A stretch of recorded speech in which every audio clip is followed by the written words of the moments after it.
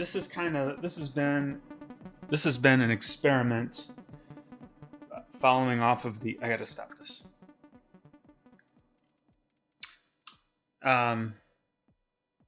Ooh, something's making a lot of racket. Well, anyways, this was an experiment based off of following Colin Bender's live streams, and he's got this really awesome community going on a Discord server, and been learning a lot, and it's really inspirational to follow him. I would really like to stop that kick.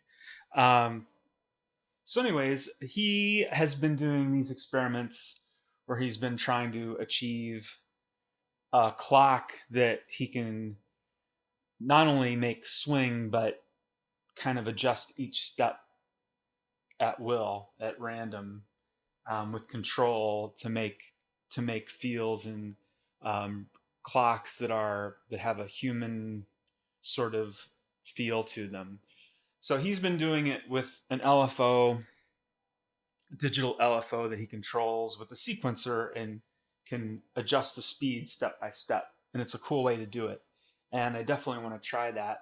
But the first thought that came to my mind as he was doing this was you could kind of do it in a different way using the Circadian Rhythms programmer. So hopefully you'll be able to see this. It's pretty easy. The cool thing about the way he's doing it is that you can kind of adjust the sequencer on the fly and achieve some more random results that are maybe a little more interesting. Whereas in this situation, it's my hat that's kind of doing the funky rhythm, and the arpeggiator is following that same clock. So this is my hat, and it's the third channel on here. Hopefully you can see this. And if you go to the zoom window, nothing. You select channel 3, go to the zoom window. Okay, so this is just the hat. And then when you go down this row, I'll go ahead and mess this up. This is just a straight rhythm. Gotta get rid of all these. Okay, so there's just a straight 16th. And then each one of these other rows is your resolution. So you can maybe start throwing some of those back out of time. You could maybe throw this one early, so throw it up to this row. And throw this one late. Throw this one late.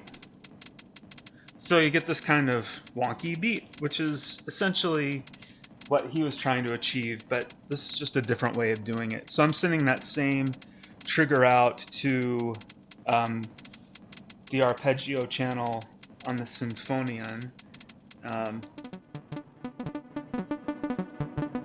So they're following each other. You can hear that. And I'll talk a little bit about the Sinfonion here too while I'm at it.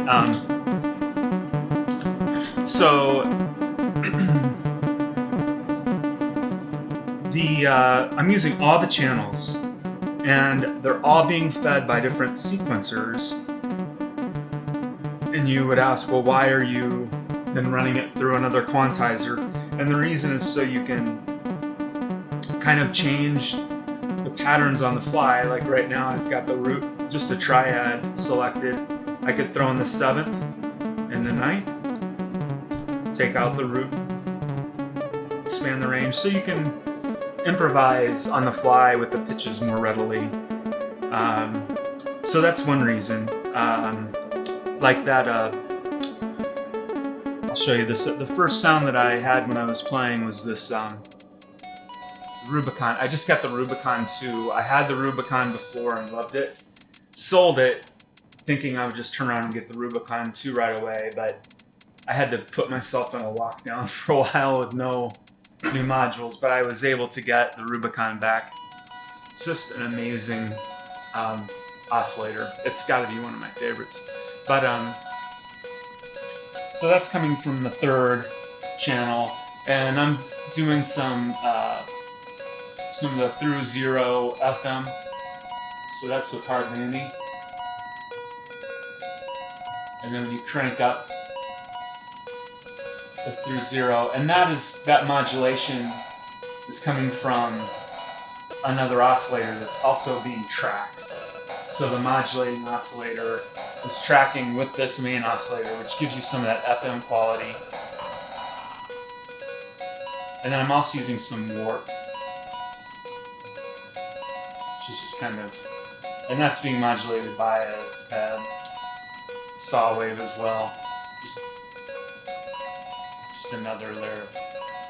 And that's going through the Morgasmatron. But anyway, so you've got that voice going from the third channel, and you can vary the pitches. That there's the seventh, and I took out the fifth. Take out the ninth. And then as you go to a different chord, which I'm doing, I have 3 chords programmed, and I can either do it with these arrow buttons, go to the D in Lydian mode, and then another one is a G. Or if you go to song mode, these 3 represent my 3 pitches, so you can go and fly by hitting those buttons. So I have a chord going. The chord is coming from the E370, which is kind of a perfect module for doing these chords. And it's going through the mixer, which the pan is all being... let's turn this down so you can hear it.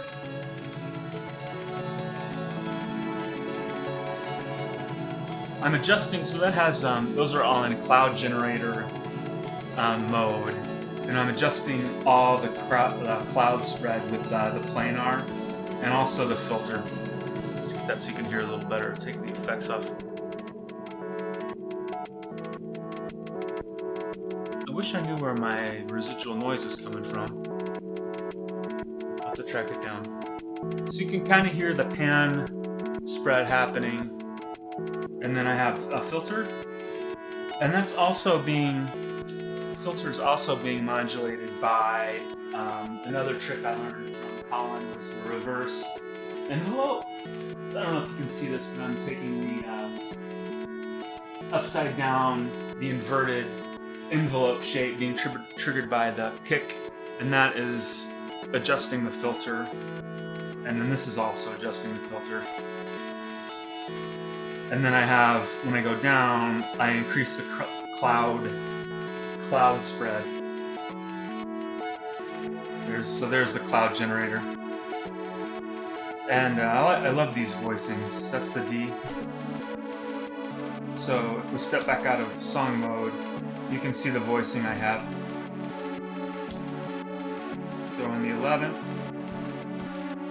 Take out the 5th. And you've got that nice rub between the 3rd and the 9th. Let's bring in the bass. Now you can hear the voice more clearly.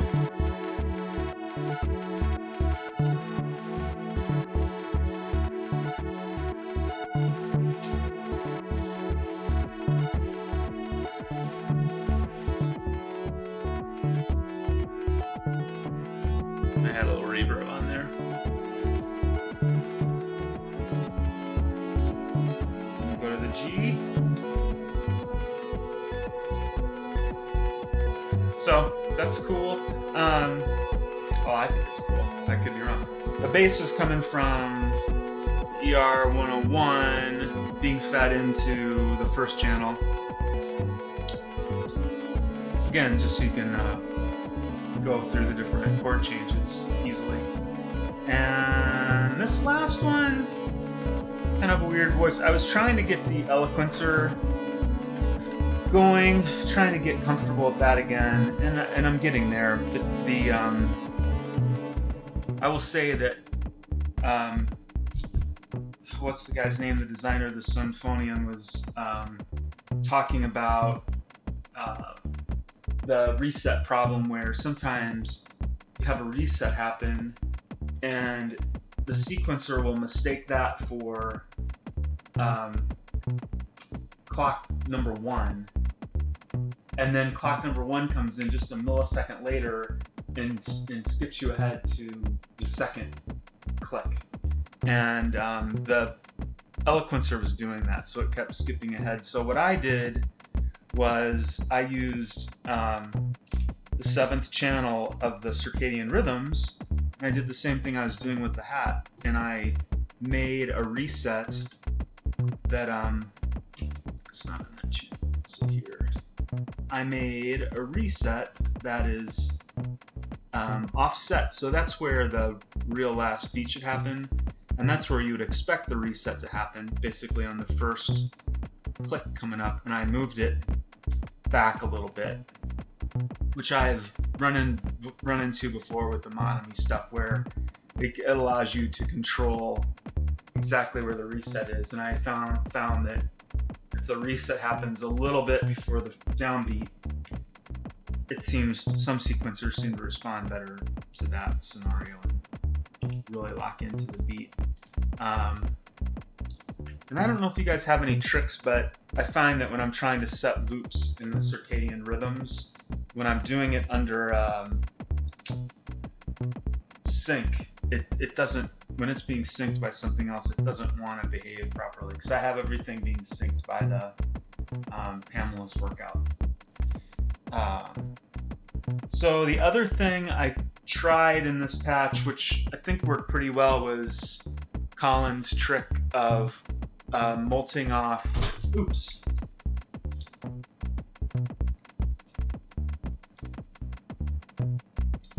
I tried Colin's trick of multing off the kick, snare, hi-hat into this switching matrix mixer thingy, and then using this to individually send off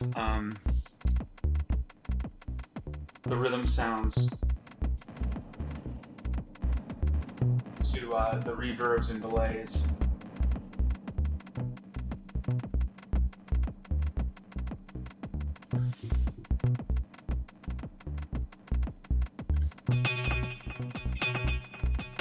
There's the snare. And that, by the way, is what do you call this thing? The Bacillus iteratus alter. It's kind of fun.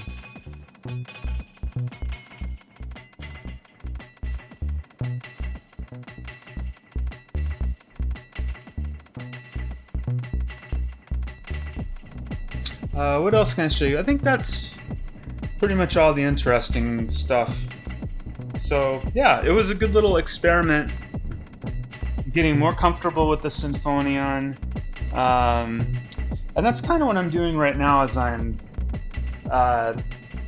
since I'm not as busy as I would like to be with other projects, so I'm trying, I'm getting back into exploring the modular, I want to make some new music, making new music on it, and really feeling comfortable with it as a performance piece. So yeah, I'm getting there, and it's been really cool to meet some people and learn things on Colin's streams. So if you haven't checked that out, you definitely should. It's on his YouTube. You can watch the streams, and his Discord channel, I think it's called Modular Mayhem, but it's very, very informative, very educational, and it's great to learn. And one of the the cool thing about it, like all music, is he's just freely giving away his tricks and his techniques, unlike some people Richard Devine out there. And that's the spirit of music to me. A friend of mine did this really great documentary on songwriters in Nashville, and how and a big theme of that documentary is how generous they are with their knowledge, sharing with each other, who are their competitors on one level. But the beautiful thing about music is, if I give you a guitar or a piano and teach you everything I know, you're still going to come up with your own way and your own voice and manner of expressing yourself. So I'm excited to see, to take in what I learned through his channel and absorb it and give it my own spin and do my own thing with it, and to see other people do the same. So yeah, so that's all for now. I hope this was something you could follow along, and I'm thinking about possibly doing my own stream inspired by his and seeing what other direction I can take it. I think that might be a more efficient way to make these videos that are this kind of format, but we'll see. Thanks for watching. See you later.